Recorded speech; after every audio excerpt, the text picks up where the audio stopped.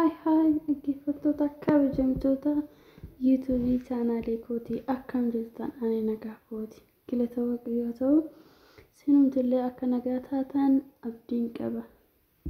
Seenaa warri haaraa dhuftan seenaa like subscribe gochuun irraa warri maatiin haasaa turte warri na jajjabeessaa turte warri subscribe naaf godhaa turtan guddaa galatooma isiniin jedha.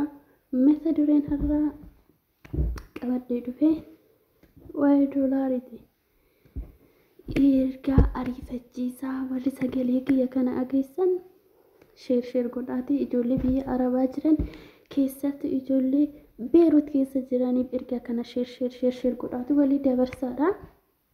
Ergichi doolaariin jijjiiramee jira. Doolaariin haadha dhufee jira. Doolaariin dura moofaan in hojjetu jijjiiramee jira. Har'i guyyaa 12 akka Beerutitti ji'a 12ffaa keessa guyyaa 11dha kan kaleessa kana jechi darbee kan immoo har'a sini dabarsaa jira jechuudha. Ijoolleen Beerut keessa jirtanii doolaariin jijjiiramee jira. Ijoolleen biyya biraatillee doolaarii biyya biraan beekanii doolaariin tokkichuma garuu tarii Beerut keessatti jijjiiran qofa ta'ee maan biyya biraatillee jijjiiran ta'ee amma odeeffannoo wanta argadde hin jiru. Garuu doolaariin inni moofaan duraanii in hojjetu inni haaraa amma dhufe maleedha jedhamee jira.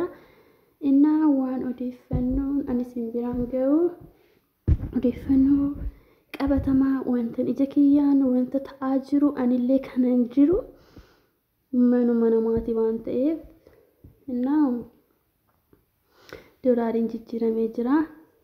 Barri haaraan isaaniitis dhufee jira. Guyyaa ji'a bara 2021 guyyaa 11 qabeeti jedhamee innaa kaleessa har'a bultii 12dha. Innaa hangamittillee akka dhaabbatu hin beeku. Hangamittillee akka jijjiiranii fixan hin beeku. Wanti jala sararame ammaaf kaa'ame hin jiru. Garuu doolaariin inni duraa in hojjetu isa haaraa maleedha. Keessattuu ijoolleen mana madaabii hojjechaa jirtan doolaarii moofaa akkasiniif hin kennine. Doolaarii haaraa malee doolaarii moofaan in hojjetu jedhamee jira. Innaa doolaariin inni haaraan kan akkamiiti? Doolaariin inni moofaan kan akkamiiti? Maali an adda baafanna namni jedhus ni jira. Isa akkamitti akka adda baafattaniin isinitti agarsiisaa na waliin turaadha.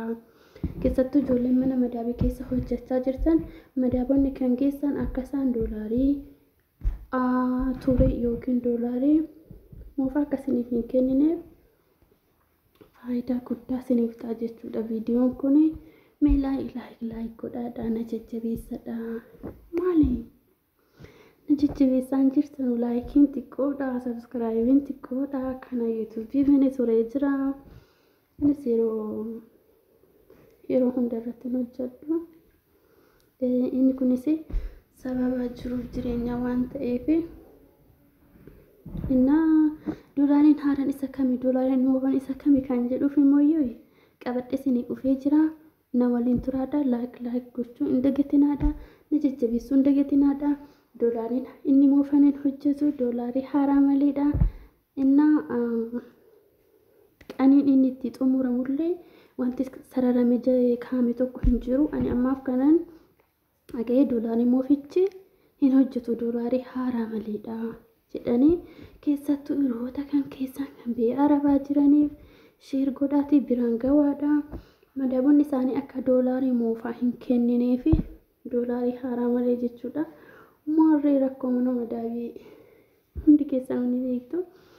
Tasaqaayaanii unkaan ji'a takkatti dhiisiti guyyaa takkatti rakkoo meeqa akka nurra gahu hundi keenyaan hin beekna. Warra hin beekiniif immoo warra beekan irraa baradhaa goddanyoota keessan irraa rakkoo mana madaabii kan jiru. Innaa rakkoo mana madaabii immoo guyyaa biraa viidiyoo isiniifan hojjedha. Amma doolaariin haaraan isa kamii doolaariin moofaan isa kamii kan jedhuuf immoo viidiyoo amma xumuraatitti na hordofaa isiniin jedha. Dhaggeeffattoota kiyyaa doolaariin inni kun isa kamiini kan adda baafattan? Odoo isin ta'e anas na rakkisee ture, baay'ee rakkadhee ture. Inni addisiin isa kami? Inni moofanoo isa kami kan jedhuuf rakkadhee bu'aa bayii meeqa bayii itti yaadee hirriiba dhabee tanan jira. Garuu har'aaf immoo doolaariin haaraan isa kamii? Doolaarii moofan immoo isa kamii kan jedhuuf immoo adda baafadhee jira. Wanta ofii kiyyaa fayyadame kana sinumtillee akka fayyadaniif sin biraan gaatanan jira jechuudha. Amma doolaarii isa sadeen kana keessa isa kamiin kan adda baafattani? Doolaariin inni jalqabarra jiru bifti isaa namichoon doolaarirra jiru kun bifti isaa tokkichuma.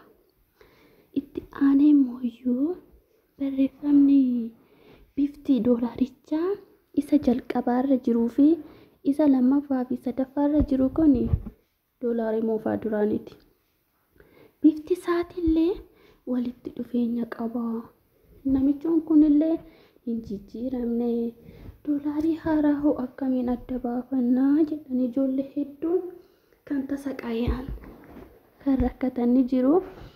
Innaa akkamiin adda baafanna kan jedhuufi inni doolaariin inni jalqaba irratti argamu kun barreeffamni isaa dhibba gara harka mirgaa kan jiru bicaadhaan barraa'ee inni gara doolaarii lammaffaa fi sadaffaarra jiru kun immoo bifti isaa dhibbi ittiin barraa'e kun magariisadha. Inni tokkoffaan suni bifa adiidha. Inni lammaffaa fi sadaffaarra jiru kun immoo bifti isaatu kan dulloomedha jechuudha.